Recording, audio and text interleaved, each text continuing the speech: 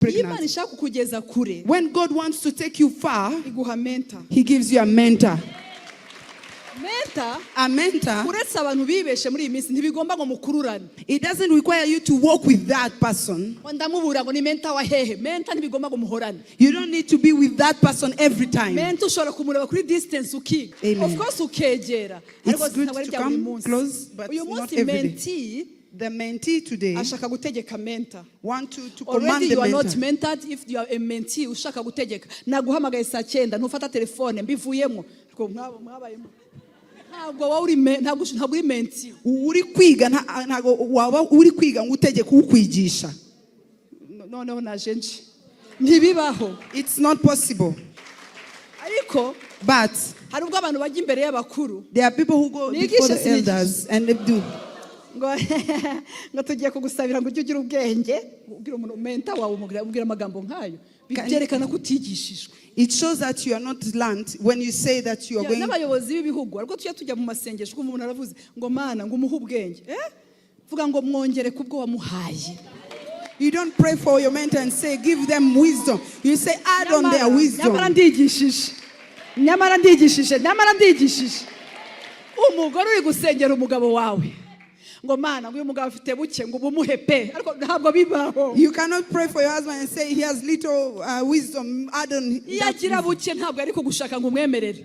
If he had little, you wouldn't marry him or her. Did you know that seeking God is the shortcut of your miracles? It is the shortcut of seeing God's miracles happening in your life. Hallelujah.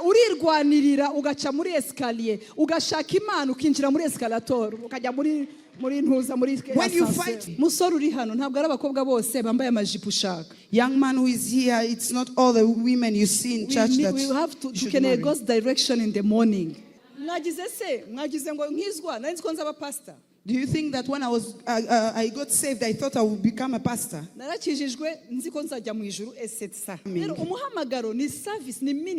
So the calling is a ministry.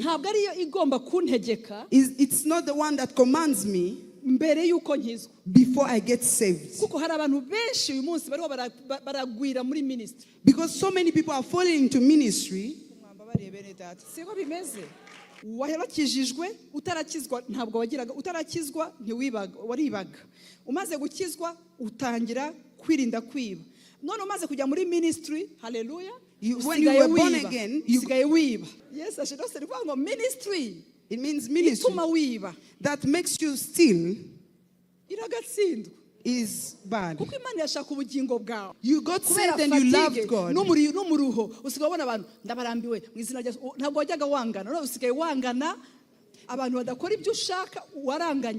You got saved and used to love people, but when you entered into ministry, you started hating people. Do you hear that? That is losing your soul. There is jealousy we didn't have before. I'm not ashamed. I'm not ashamed of him. People love me, but no one accepted to be on the cross for me. No one died for me. And no one rose again for me. And for this first wirira, we are going to clap. Hallelujah, hallelujah. Yes, thank you so much. Hallelujah. Hallelujah. Rero uyu mwaka numwaka wo kumusonzera ariko craving na hunger ni bimwe ariko biranatandukanye. Craving and hunger is almost the same, but it's different. Muri craving, in craving, harimo inzara, harimo inyota, harimo kwifuza, harimo byinshi cyane. There's hunger, there's thirst, there's desire. Yeah, it's a holy desire. It's a holy hunger. Ni kwifuza kwera. I pray even though I don't preach. May God give you that craving, divine craving. May God do it for you in the name of Jesus. There's one thing I remember when we were born again. I was thinking, I thought that Jesus is about to come. The first word I heard from the born again people was Maranatha. It means Jesus is coming. And I said he's coming. I didn't have any issue. I didn't have any battle. In our family it was well. Truly. I was living in a room with self-contained. Amen. I knew that there are things that we were lacking that time when I knew I was old. Amen.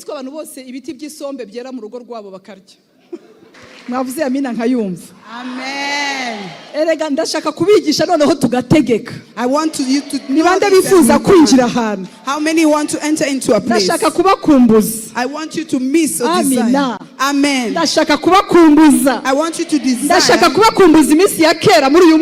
the old days in this year. Ndashaka kubakumbuza Imana dusenga igasubiza ibitanda tutabisengeye. I want you to desire the God who answers our prayers even ndashaka kubabwira Imana dusenga. The God we pray yampaye amafaranga ntasengeye. Gave me money that I didn't pray for. Ndashaka kubabwira Imana dusenga. I want you to know the God I pray. umugabo ntasengeye. Who gave me a husband I didn't pray for. dore batagiye kugira ishari Imana. God gave me children I did not pray for. Seek for that's God and He shall provide. Hallelujah. Hallelujah. The children will come. But even if they don't come, we shall go to heaven. We shall have houses. But even if we don't get them, the weddings will do. Even though they don't come, we shall go to heaven. Hallelujah. Yo haleluya yanyu iracyari hasi hano. Yes ashimwe. Praise be to God. Mabariye mbabwire abajene ntabwo nje kubaboringa. I'm telling you the young kubashakira. I'm not here boring you. I want you to know. Shortcut y'ibintu by'ubumana. I want you to know the shortcut of the things of God. This is a year of rapid recoveries. Rapid. Uyu ni umwaka wo kugaruza byihuse. Vuga ngo byihuse. Rapid. Uzabona ibyo utasengeye muri uyu mwaka. You shall see what you didn't pray for this year. Ibi mbabwira n'ukuri. This is the truth. Muzabona ibyo mutasengeye. You will see things you didn't muzarebesha amaso ibyo mutasengeye. Muzatunga amazu mutasengeye. You are going to have houses. Imana ibabwira. That's what the Lord is saying. Ndi hano nanjye ndi hano. I am here. I am also here. I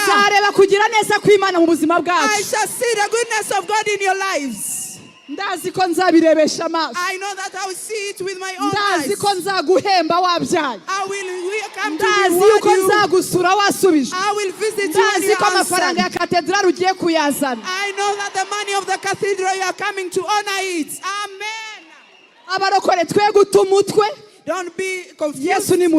Jesus is alive. He is alive. He is alive.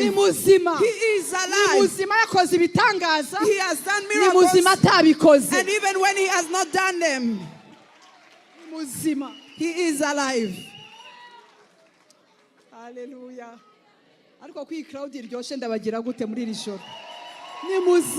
He is alive. Truly. There is something you used to desire.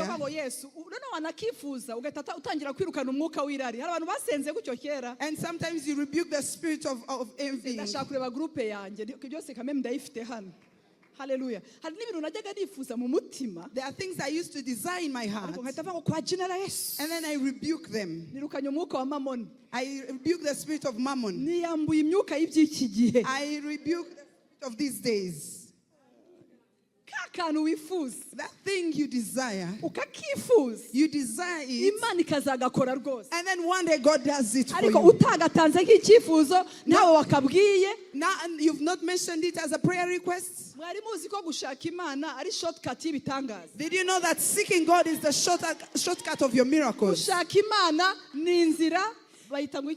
Seeking God is the shortcut ni inzira y'ubusamo yo kubona ibitangaza by'Imana. It is a shortcut of seeing God's miracles happening in your life. Hallelujah. Urirwanirira ugaca muri escalier, ugashaka Imana ukinjira muri escalator, ukajya muri ntuza muri escalator. When you fight for yourself, you climb the stairs, but when you seek God, you go with the lift, escalator. Uzumva telefoni guhamagara utarayitekereje. You will hear a phone call coming to you when you've not thought about it. ngo twifuje gukorana nawe. And you will hear people saying, we want to work with you. Uzabona bagukuraho ubusembwa, ikiru icyasha. Satani yari yaragushizeho bakubwira ngo dore ibyo bimeze neza. You will see people saying this is what you deserve. Uzabirebesha amaso. You shall see it with your own eyes. Uzabona ba Sauli bahinduka ba Paulo. You will see the Saul becoming the Paul. Uzabona bari kure baba hafi. You will see those who are far coming near. Uzabona utuye mu nzu utigeze utekereza kuzatura. You see yourself in a house you've never thought about. Gushaka Imana ni byiza. To see God is good. Bibiliya avuga ngo ariko yeza kuba jeweho. The Bible says if it was for me, I would seek God. If it was for me, I would have reconciled with God. The devil, we are going to confuse him. We are going to scare him. We are going to confuse him and he will become confused. And they will be saying, what is this? The prayer request you had in 2024 and other ones you're going to have in 2025. They will wonder where you met God, where you spoke with him, how you worked with him, how you spoke with him. And they will wonder, when did you talk to God? When did it change? How did you meet? When did you meet with God? What I love most with God, He finds you on your way. He can find you in a prayer room. He can find us in a supermarket. He finds us in a party. He can find us in a workplace. He can find us wherever.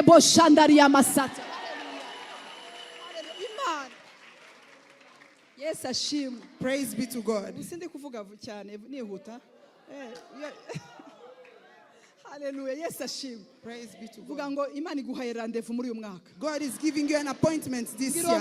Mufitanye rendezvous muri uku kwezi. You have an appointment with God this month. Waza kubona iguhindura. You are going to see change. Waza kubona ikorana igitangaza nawe. He will do miracles with you. He wants to teach you. Kuvugana nawe. He wants to speak with you. He wants to whisper to you. Yes, ashim. Praise be to God. Mwicare nigishe. You may be seated. Manishim. Umugabo witwa Petero, a man called Peter, hari ibintu byamubayeho. Something happened to him. Vuga ngo arasonza. He got hungry. Mwavuze ngo arasonza. He got hungry. Tuhasome ibyakozwe n'intumwa 10 niho ngiye kwigisha muri iri joro hanyuma dutegeke igitondo. We are going to read in Acts 10 and then we will command our morning. Yes. Tujya gutegeka igitondo cya 2025. We are going to command the morning of 2025. No ku cyumweru turakomeza. Tonight and on Sunday we shall continue. Yenda kugira ngo tubyumve ari muri Job 38:12 urahansemura mu Kinyarwanda aravuga ngo we uvuga ibyo mvuga kuko ntabwo uri bubone version imwe mu Kinyarwanda. Have you commanded the morning since your days began? Ese wategetse igitondo cyawe guhera iminsi yabaho? And caused the dawn to know its place. Ugatuma museke utambika. Ukabishira mu mwanya wayo. And have you put it in its right place? Kikajya mu mwanya wayo. You command the morning and it comes in its right place. Hallelujah. Mu mwanya wayo. In its right place. Yeah, Psalms 143 verse 8. Zaburi 143 umurongo wa 8. It says, let me hear in the morning. Aravuga ngo reka numve mu gitondo of your steadfast love. Urukundo rwawe steadfast rutanyeganyega. Yes, mugahariya mu gitondo unyumvishe imbabazi zawe. Yeah, let me hear in the morning of your steadfast. Mu gitondo unyumvishe imbabazi zawe zitanyeganyega. Compassion. imbabazi zawe zitanyeganyega. Steadfast love. Urukundo rwawe rutanyeganyega. For in you, kuko ari wowe, I trust. Niringira. Make me know. Umenyeshe the way inzira I should go. nkwiriye kunyuramo. Let me know the way I should go in this year. Umenyeshe inzira nkwiriye kunyuramo muri uyu mwaka. Direct me. Unyobore. Guide me. Unyobore. Let me know the way. Umenyeshe inzira. Did you know that we need to know the way? Young man who is here, it's not all the women you see in church that we have to God's direction in the morning. I want to hear you in the morning. Before I get confused. Before I make any mistake. Before I before I fall into a pit. Before I make an accident. Before I meet the robbers. Before I meet a cloud of robbers. I need to hear you in the morning. But I need you in the morning. In this morning you are going to hear God. Your amen will go with what you are. In this morning I want to hear you. To hear, you have to hear well. And you cannot hear him in the noise. Hallelujah. And give me to know the ways I should take. And my soul, hallelujah, always be before I you. lift up my soul. It's not the Lord who is going to lift you up. But you are the leader. Oh, let me say this. You have to be the guardian of your soul. Don't allow anyone to hurt you the way they want. When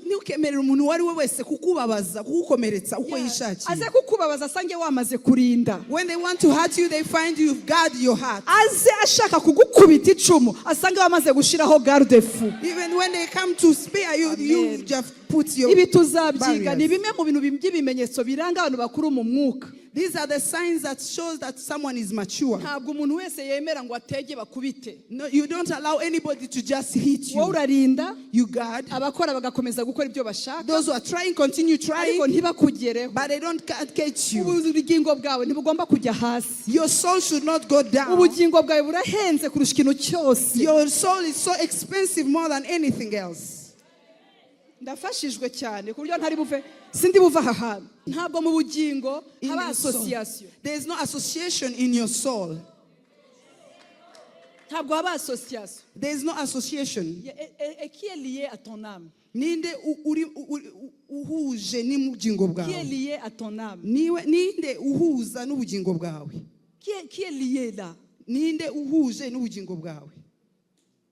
Ninde mwomatanye ku buryo ashobora gutuma ubura ubugingo? Who is linked to your soul that you can lose it? Ninde mwakoranye partnership? Whom did you make partnership with? Ku buryo wamushize mu mutima uhasimbura Imana. To the extent that you've put him in your heart and he has replaced God. Ninde wateretse aho hantu? Whom did you place there? Ya Paul aravuga ngo niyo byamera gute. Paul says whatever can happen. Yaba sizo kuna bivuga ngo mu murambararo na hehe hose ngo ntagishobora kuntandukanya n'urukundo rw'Imana. There's a way he says nothing can separate me from the love of God. Yaba bakomeye yaba bameze gute nta na kimwe kizansepara na l'amour du Christ. Nothing can separate me from the love of God. Aha rero turagomba ko ubugingo bwawe butangira uyu mwaka buri ju. So you require for your soul to start lifted up. Hejuru. Lifted up high. Ntiyakundira ubugingo bwanjye yabucunguje igiciro iteka aramfata Yesu aramfata akankomeza kuko ankunda bihebuje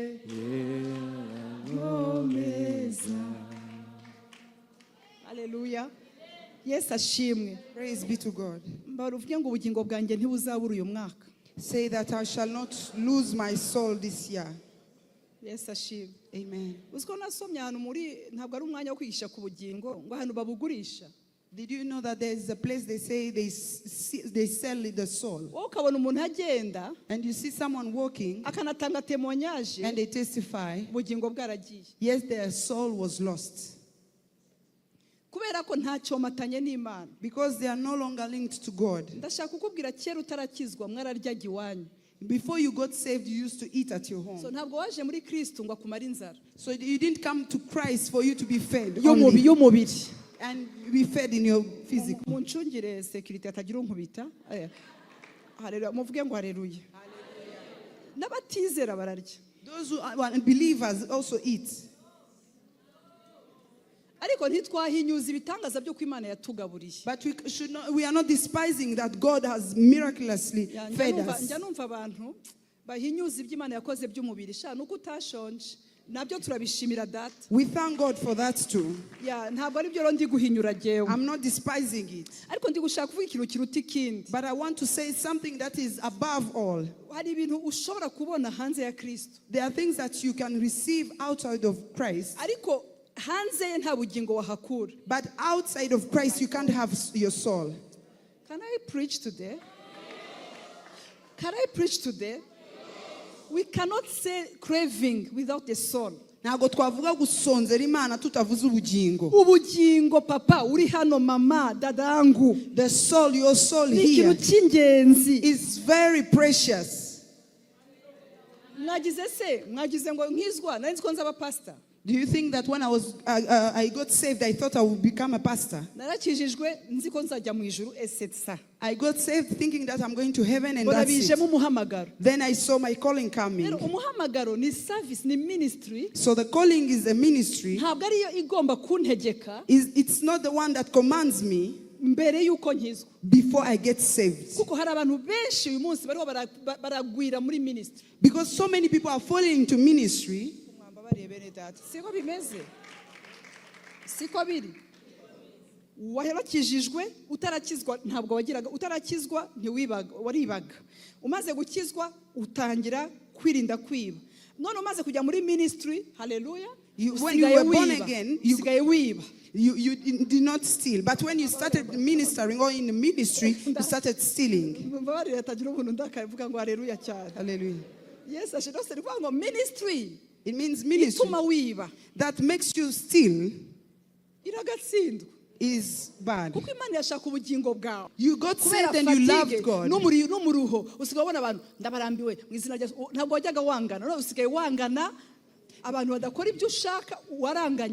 You got saved and used to love people, but when you entered into ministry, you started hating people. Do you hear that? That is losing your soul.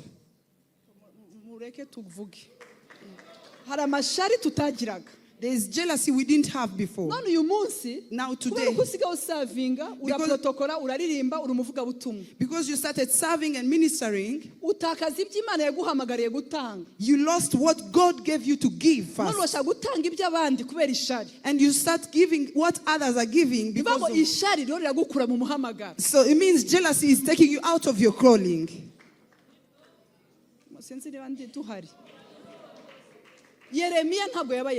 Jeremiah didn't become Isaiah because he had his own calling as Jeremiah. But Isaiah was so soft. He tell the Israelites the comforting word. But in chapter 1 to 5 he was also harsh. But from 6 he became smooth.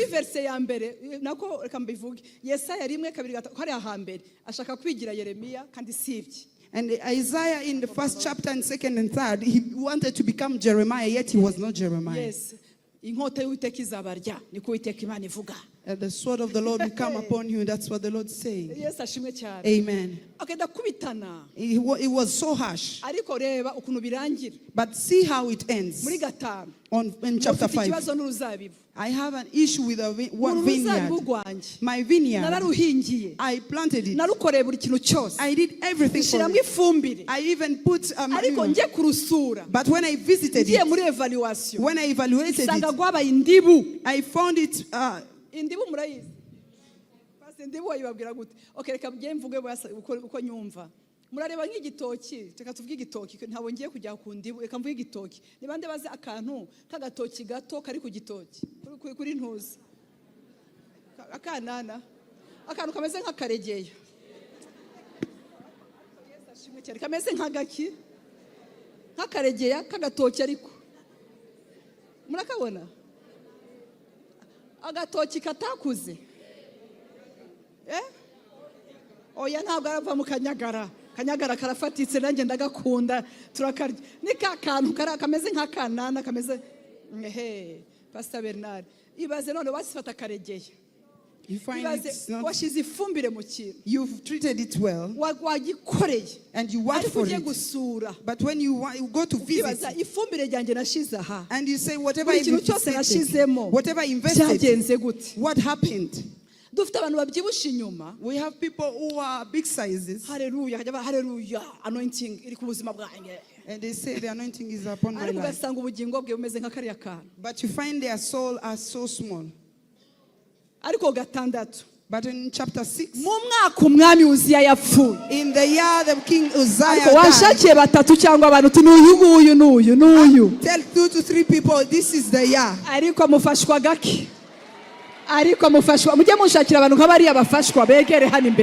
Hallelujah. In the year the King Isaiah died, Isaiah saw God. In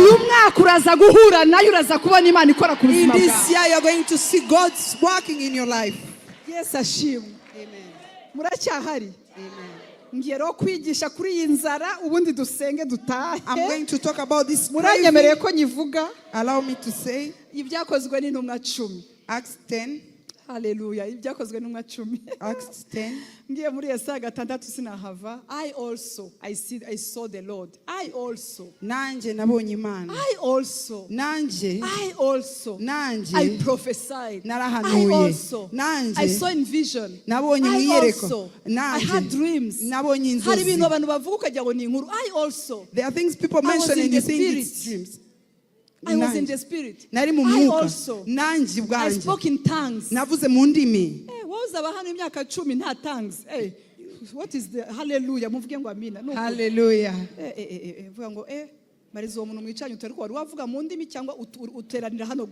Ask your neighbor, do you speak in tongues or you just come for fellowship? Yes, Ashim. We have to have things that show that you have the Spirit of God upon us. I'm going to tell you why he doesn't manifest himself so much. Hallelujah. When Peter went to Cornelius' home, he didn't go intimidating. He talked about the Christ who was crucified. And he said Christ who rose again. And talked about him. And spoke about him. And then the Spirit of God, as they were hearing the word, they were filled by the Spirit. And they asked him, the things that you're going to hear this year will make you be filled by him. There was a man called Cornelius. I will greet him when I get in heaven. I love Cornelius. He was an unusual man. God works with men. God works with people. This year, be a man. Yes, ashimwe. Uyu mugabo w'Ikayizariya yitwaga Cornelio, umutwaro utwara ingabo, umutwe w'abasirikare wo mu ngabo zitwa Italiana. Yari umuntu, mbabare ntuze kwihuta nshuti yanjye kabiri ndahashaka. Yari umuntu. He was a man. W'umunyadini. A religious man. Thank be to God we are religious. But we will become spiritual. God loves people who are serious. He was a religious man. Fearing God and with his household. I love this word that said everyone. It gets up to the maid. All the servants. All other gardeners. bose bigera muri bariya bantu. Everyone is all those people. Bose everyone. harimo no kubahemba. It includes even paying them.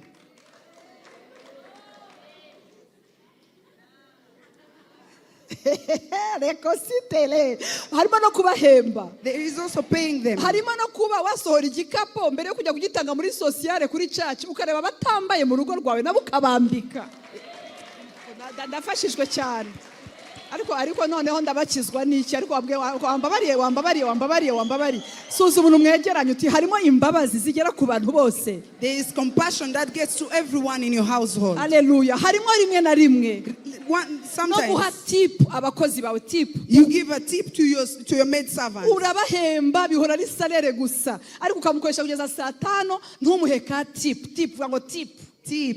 rimwe na rimwe kuri Noheli mukubita $100 100. Sometimes in Christmas, during Christmas, give them $1. ndabagira gute mwuka byara mwe ko ariko murahari ntimuhari basi mukubite $10. Give them at least $10. kuna $1 asa. But let them see dollars coming. Hallelujah. Amen. Amen. vuga ngo bose everyone. ariko wowe iwawe. But for you, iyo bafashe kuri confiture, when they touch the jam, ngo yageraga hano mu gitondo, yageraga here. Goes up to here in the morning. Ariko murahari ni muhari. Vuga ngo yubahanaga Imana nabo mu rugo rwe. He was God fearing as everyone in his household. Ngo ariko ngo imikeke yagiye he imikeke ariko mwambabari ngo nawe uvanye Burundi nawe utumije wambuka Kanyaru ngo ibintu sinshobora kubyemera. I can't allow this to happen in my house.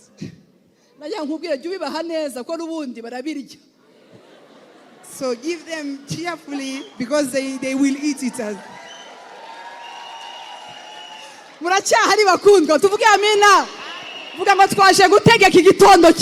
are here to command our morning. Hallelujah. First of all, he was religious. He was God-fearing. And the third thing, he was so generous. He was generous to people. He was generous. He was generous. That is great. He was social. And take care of different issues and do it. Imagine a soldier who was religious, but he could do a routine. God will visit you when he sees something in you. Let me tell you the truth. God cannot call the lazy people. He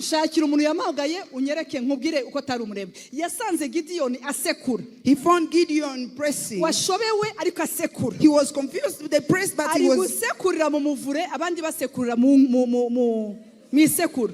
pressing. But he was doing something. He was desperate, but he was pressing. But he said, tonight we have seen someone busy pressing. Let's try to use this person who can destroy the altars of the devil. God is a builder. Hallelujah.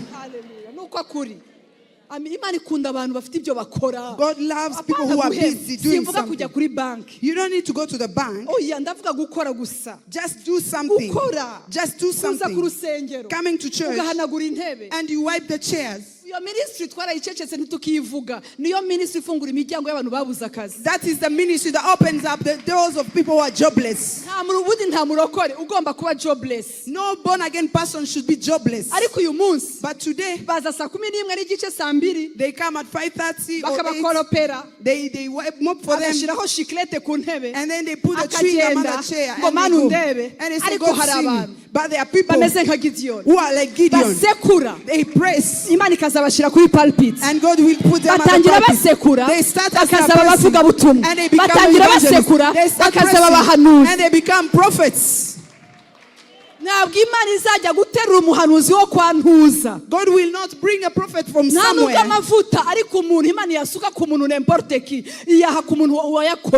God just don't anoint someone. He anoints someone who has worked for him. Hallelujah.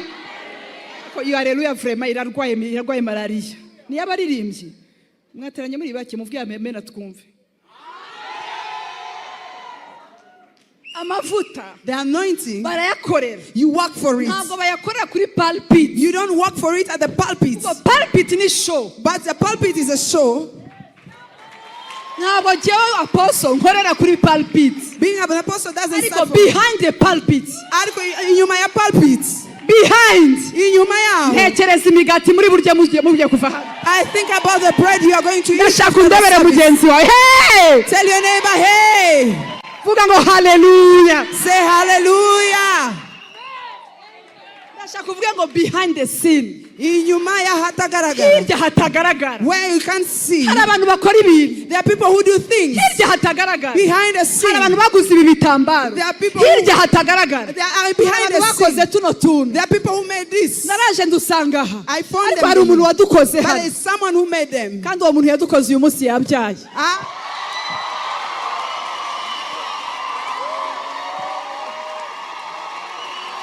Vuga ngo yabyaye. Ntabwo yabyaye umwe. Yabyaye babiri. Ndashaka kuvuga ngo behind. Ahantu hatagaragara. Ahantu hatagaragara. Uyu mwaka Bwana no gushaka Kristo ahantu hatagaragara maze kugaragaze ahantu hatagaragara maze gushire kwitara ahantu hatagaragara maze kuzamure ahantu hatagaragara maze gutwara amahanga and we will take you somewhere. Iri joro murafashijwe vuga ngo hey, say hey. Hallelujah, hallelujah. Ariko wampa kubwiriza. Nkumbuye kubwiriza kandi ndi kubwiriza. Ahantu hatagaragara. Behind the curtain. Ahantu hatagaragara. Behind the scene. Nili tuzabwira abantu ukuri. Let's tell the people the truth. Abantu batureba turi hano. People see us here. And wearing and they think we stop here. Ariko ibi bibera hano. But whatever happens here, amanama bitegura. Have meetings that happen before. There are people that they spend sleepless nights. Some of them are in Rubavu, but they're working. The others were in the US. But you saw the Holy Communion we had. Do you think that we got them from here? Do you know them here in Rwanda? They flew in. Ariko wamvugiye haleluya niba nta kirunguru ufite. Muvuye ngo haleluya duheshe umugisha Amerika. Hallelujah. Let's bless the US. Aba women n'abantu bo muri Amerika Yesu abaha umugisha. May God bless the women and the noble members in America. Praise be to God. Ubaha nanjye ntinsige. Nanjye turi kumwe nabo. Yesu ahabwa icyubahiro ko mavuze ngo ndafashijwe n'ukuri. We are just talking about Cornelius. He could pray regularly. Regularly. In the morning, you are a good God. You are the God we see. You are God who protects. Whatever we do, you are the one who enables us. We cannot do anything without you. And on midday, and tomorrow, he could wear his army clothes and work and he leads people and continues doing it. The unusual things. And then the heavens looked at him. This man is craving. He is craving for the holiness. He is craving. This person is religious but is craving. Can't we give him salvation? He is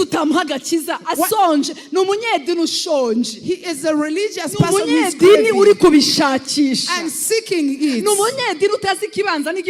Who doesn't know what comes first and comes next? He knows the scriptures but he needs the soul. And then the angel of the Lord came. Hallelujah, hallelujah. Hallelujah.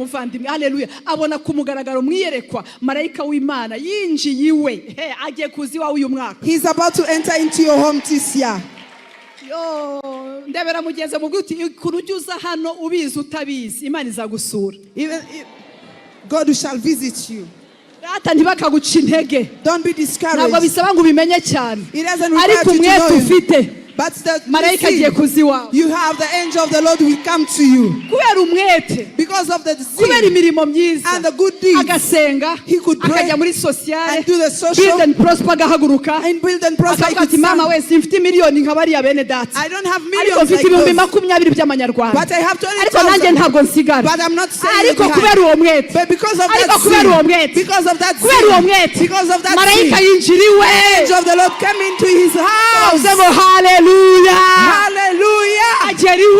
He went to his house. Your prayers and your generosity has come up, has gone up. Go to verse 4. It has gone up and become a memorial. And for a memorial.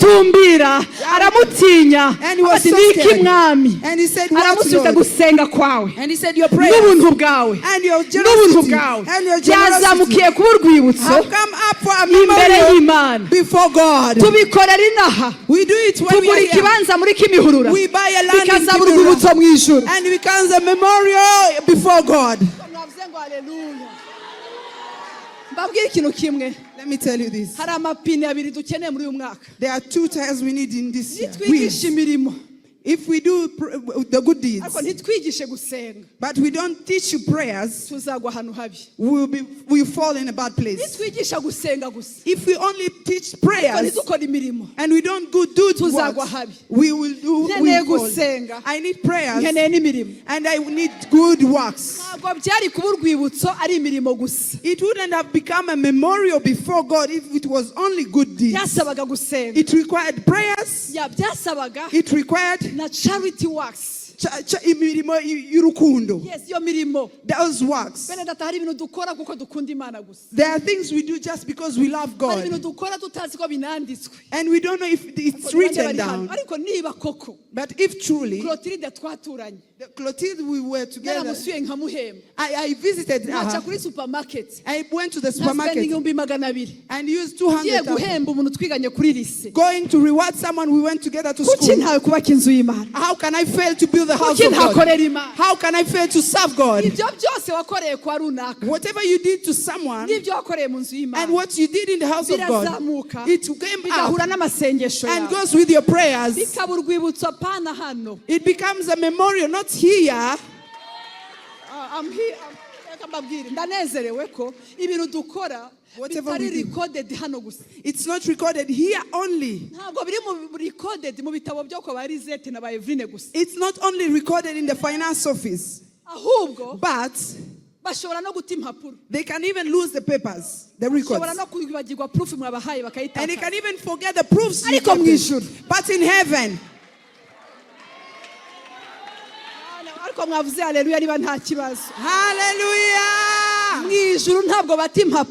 In heaven they don't lose records.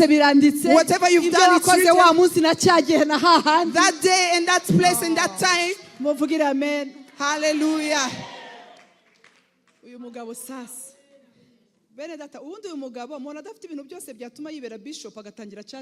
This man could start a church and become a bishop. Don't you see he's a prayerful man? He gives. He is a great officer. He is a leader of he is also leading religious people under him. Then the angel of God comes to him. Can't he start a church and be registered? Can't he start a church? He is learned. He is honoring them. He has a good reputation in church and outside. But why? The angel of God said, send 3 men. Glory be to God for the 3 men. Send 3 men. Go to Joppa. Even though you do good works, the hunger you have. The way you are craving. Uburyo usonzeye. The way you are craving. Uburyo usonzeye Imana. You need a mentor. Ukeneye ukwigisha. Uwo wigiraho.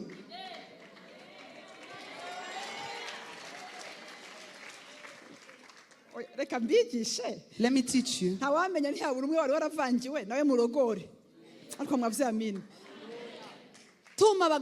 Send men to Joppa.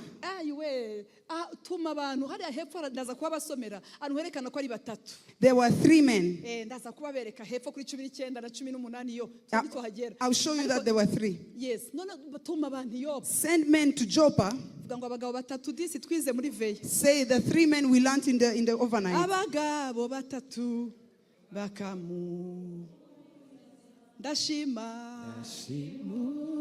Musaraba wa Yesu ndashima yamva nziza ariko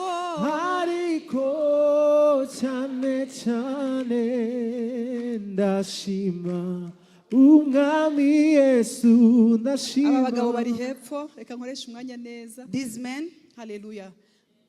Noneho uraza kugenda ahantu. You find a place. Kwa Simoni w'umuhazi. At Simon's. Aho hantu. That place. Hariyo umuntu. There is a man. Hariyo umuntu. There is a man. Urasenga pe Koroneli. You are prayerful, Cornelius. Harundi muntu. But there is another man. Yego nawe n'umunyedini sha. He is also a religious, but after experience. He has experience. Mwari muzi ko babwiza ukuri. Did you know that? Barababesha. They deceive you. Ngibana wowe. Ngo kwitamo ikoti irahagije. Umwenda ukingirije hera waracitse pe. Yes, the veil was divided into 2 from you. Even though it was divided. We have people who went ahead of us. Imagine when Mary was about to give birth, God God gave her Elizabeth who got pregnant before, for her to know how to handle. And she went to Elizabeth. 6 mois avant, donc 6 mois en avance. Donc she was 6 months pregnant before her. She knew how a baby is in the womb. And she knew what happens when she's pregnant. When God wants to take you far, He gives you a mentor. A mentor. It doesn't require you to walk with that person. You don't need to be with that person every time. You can learn from that person from distance.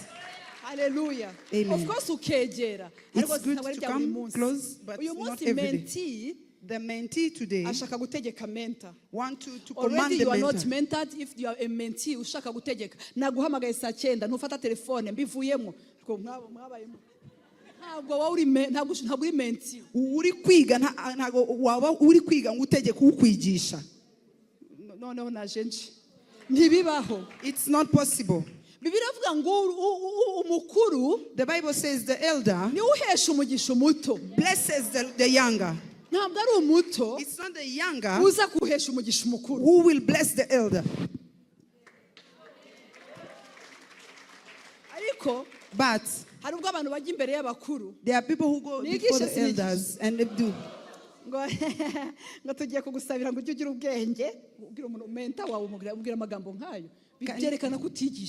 It shows that you are not learned when you say that you are going.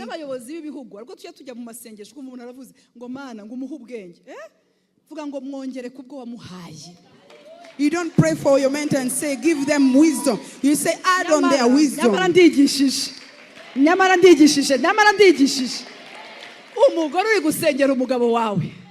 You cannot pray for your husband and say he has little wisdom. Add on that wisdom. If he had little, you wouldn't marry him or her. Peter, he was accommodated by someone, but he has experience. He doesn't have a villa, but he has experience. He doesn't have a V8, but he has experience. He doesn't have perfume and suits, but he has experience.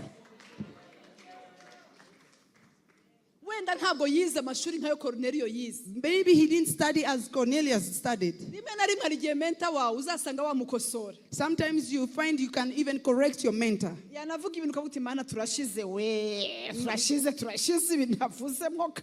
And then you feel so bad when they say something. But God says that one, that Peter walked on water while you are not there. That Peter, that Peter,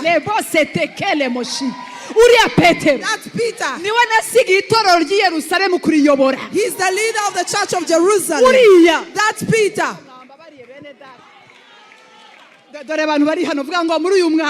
This year, as I crave for Christ, I will be mentored.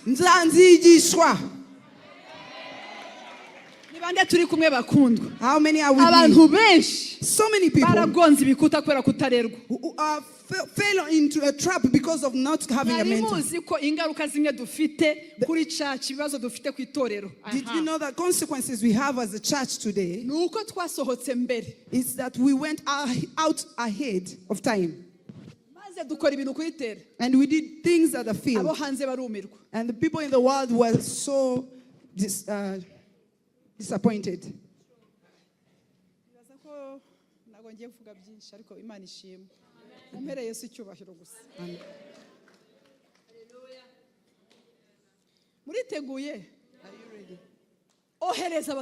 Send men to Joppa. When they reached there, the Bible says,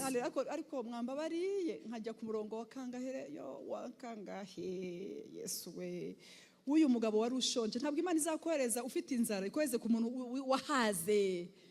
Imana ntabwo ishobora kuguha mentor mudafite aho muhuriye. God cannot give you a mentor who is not having a connection with you. Jesus yagize mentor w'umubaji witwa Yosefu papa we. Had a mentor who is his father, the carpenter. Père adoptif. His adoptive father. Impamvu yamuhuje n'umubaji. The reason why he was in that house. Nuko mission finale ya Yesu yari ku rubaho. The last mission of Jesus was on the wood. Abakomye amashyi murakoze. Amena twakira ijambo ry'Imana.